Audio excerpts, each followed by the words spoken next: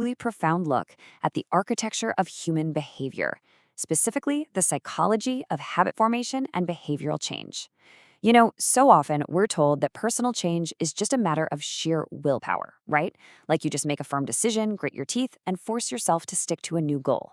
But what if I told you that is pretty much a complete myth?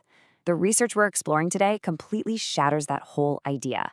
We're going to look under the hood of your daily routines to figure out what actually drives behavioral change. And I promise you, the mechanics of your mind are far more fascinating than just trying harder. So I want to start with a question. Are you actually making choices or just running scripts? It kind of makes you pause, right? Think about it. When you wake up, when you arrive at work, when you feel stressed, how much of your day is a conscious, deliberative choice? Well, the surprising truth from the data is that a massive portion of our daily lives is entirely automated. We really like to think we're the active authors of every single minute, but a lot of the time, we are essentially just running on autopilot. And that brings us to phase 1, the anatomy of automation. To understand why our minds are absolutely desperate to turn behaviors into automated habits, we have to look at a profound contrast between two fundamental operating systems in our psychology. When doctors or experts give us advice, like, say, eat healthier, they're speaking to System 2. This is your conscious, deliberative motivation. It's slow and it requires a ton of mental energy. But here's the thing. Your brain hates spending energy, so it relies heavily on System 1, which handles externally triggered automatic responses. Deep inside your brain is this tiny region called the basal ganglia. Its entire job is just to store habits. In fact, when a behavior becomes habitual, mental activity in your brain actually decreases. Your brain literally stops thinking to save energy. How wild is that? So how exactly does the basal ganglia pull this off? It does it through a brilliantly simple 4-step process. This is the classic habit loop, detailed by habit experts Charles Duhigg and James Clear. Everything kicks off with a cue, a trigger, maybe a time of day or a specific location. That cue creates a craving, which is basically this dopamine-driven anticipation. And here's a key insight. You aren't craving the habit itself, you're craving the change in state. Then comes the response, or the routine itself. And finally, the reward. The reward tells your brain, hey, this was awesome. Let's absolutely remember this for next time. This little loop, it is running constantly in the background of your life. Let's move on to phase 2, shifting your deepest identity. So, if the brain is so incredibly good at automating things, why is it so hard to start a new good habit? Like, why does so many New Year's resolutions fail by February? Well, it all comes down to a systemic design flaw in how we set our goals. The solution is in understanding the 3 layers of behavior change. Think of it kind of like an onion. The outer layer is outcomes. This is what you get, like losing weight or writing a book. The middle layer is processes, what you do, like your daily gym routine. But the very center, the absolute deepest layer, is identity, what you fundamentally believe about yourself. Most people set goals from the outside in. They say, I want to lose weight. But true, lasting behavior change, it has to penetrate all the way down to that core identity layer. And this brings us to a really profound psychological paradigm shift. With outcome-based habits, your focus is entirely on what you want to achieve. But with identity-based habits, your focus shifts to who you wish to become. You don't just set a goal to lose 20 pounds. You decide to become the type of person who moves every day. You don't just want to read a book. You want to become a reader. When a habit actually becomes part of your identity, well, it becomes the ultimate form of intrinsic motivation. Just let the math on this sink in for a second. This represents the compound interest of self-improvement. Because how do you prove this new identity to yourself? It's not with massive, exhausting overhauls. It's with small wins.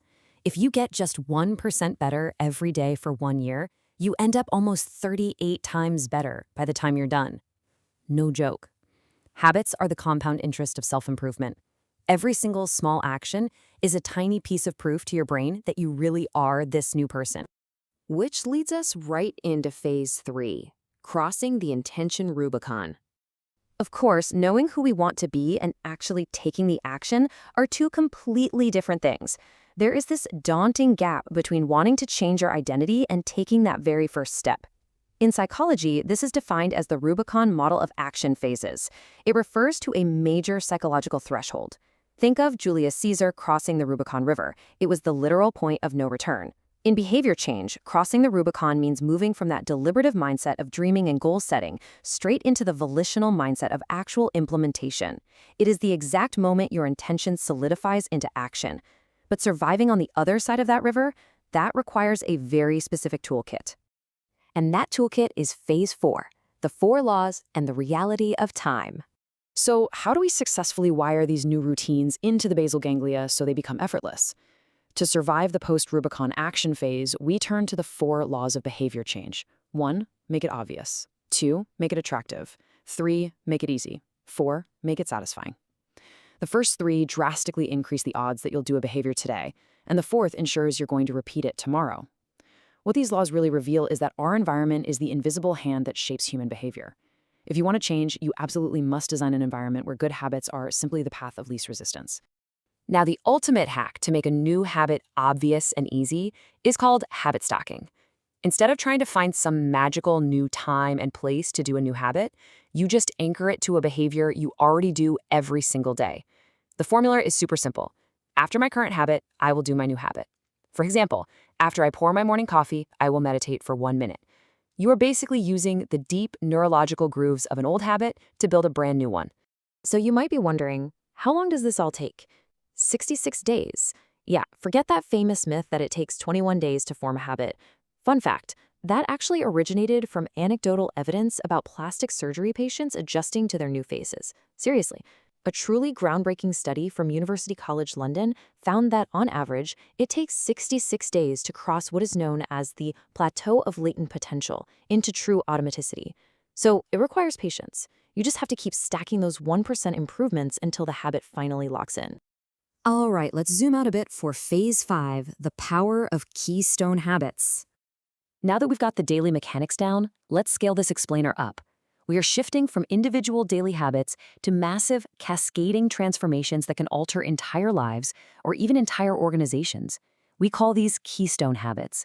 A keystone habit is a critical routine that acts kind of like a catalyst.